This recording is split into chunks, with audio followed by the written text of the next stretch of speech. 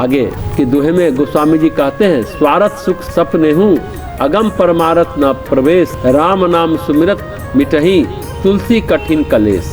जिन लोगों को सांसारिक सुख सपने में भी नहीं मिलते और परमार्थ में मोक्ष प्राप्ति के मार्ग में जिनका प्रवेश नहीं है, गोस्वामी जी कहते हैं श्री राम नाम का स्मरण करने से उनके भी कठिन क्लेश मिट जाते हैं, अर्थात उनके स्वार्थ परमार्थ दोनों की सिद्धि सहज ही में हो जाती है।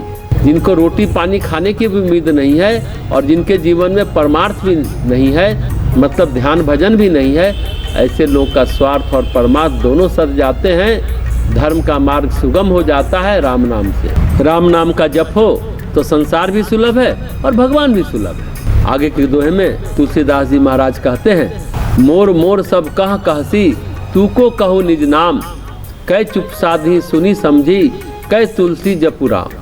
तू सबको मेरा मेरा कहता है, परंतु यह तो बता कि तू कौन है और तेरा अपना क्या है। यानी मैं का पता नहीं और मेरे का अंबार है। मेरा मकान, मेरी दुकान, मेरा भाई, मेरा बेटा कहता है आदमी। तुलसीदास जी कहते हैं, ये तो बता तू कौन है। तुझे अपने मैं का परिचय मालूम है? क्या तुझे मालूम है कि मैं कौन हूँ? को हम ये तो पूछ। क्या तू अपनी आत्मा के सत्य को जानता है? मेरा मेरा कहता फिरता है, तेरा अपना क्या है?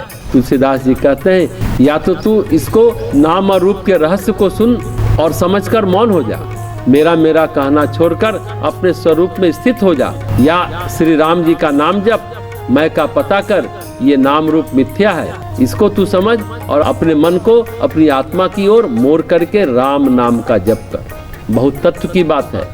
मैं का पता नहीं, मैं को जाना नहीं। अरे मैं होगा तब न मेरा होगा। यहाँ तो मैं को जानते ही नहीं है। मैं कौन हूँ? मैं देह हूँ, मैं मन हूँ या मैं आत्मा हूँ? दरअसल इंसान शुद्ध बुद्ध नित्य मुक्त आत्मा है और भगवान का नाम लेते लेते, परमात्मा का नाम लेते लेते आत्मा की पहचान हो जाती है। यही बात इस दोहे में गोस्वामी जी कहना चाह रहे हैं। आगे कहते हैं, हम लखी लखही हमार, लखी हम हमार के बीच, तुलसी अलखही का लखही, राम नाम जप नीच। तुलसी को, कबीर को कुछ साधु मिल जाया करते हैं। कुछ साधु बोलते हैं अलख निरंजन। तुलसीदास जी को कोई अलखिया साधु मिल गया होगा जो सिर्फ अलख अलख चिल्लाता होगा।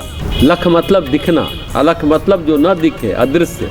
परमात्मा तो अदृश्य है, तो निर्गुण निराकार को मानने वाले अलख निरंजन चिल्लाते हैं। तुलसीदास जी उसे फटकारते हुए कहते हैं, अरे मूर्ख, तू पहले अपने स्वरूप को जान, यथार्थ अपने ब्रह्म के स्वरूप का अनुभव कर, फिर अपने और ब्रह्म के बीच रहने वाली माया को पहचान। अरे नीच, तुम इन तीनों को समझे बिना तो उस अलख परमात्मा को क्या समझ सकता है जो अदृश्य दिखता नहीं। इसलिए अलख अलख चिल्लाना छोड़कर राम नाम का जप कर। समझने वाली बात है। जो साधु कहते हैं अलख, अलख क्या है? पहले तू अपने को जानो कि तू भी अलग हो और वो भी अलग है, आत्मा भी अलग है और भगवान भी अलग है। और बीच में जो लख है, यानी जो दृश्यावली है, वो माया है जो वास्तव में है ही नहीं। जब तक तू माया का पर्दा नहीं हटाएगा तब तक अलग क्या कहेगा?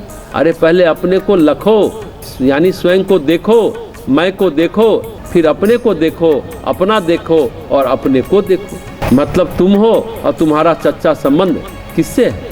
यानी अपने आत्म स्वरूप का बोध करो, फिर परमात्म स्वरूप का बोध करो, फिर लखो हम और हमारे के बीच में क्या है, यानी आत्मा और परमात्मा के बीच में क्या है, ये पर्दा क्या है। सिनेमा के पर्दे पर भांति भांति के दृश्य उभरते हैं और मिटते हैं। पहले अपने को देखो, फिर अपनों को देखो, फिर हम और हमारे के बीच क्या है।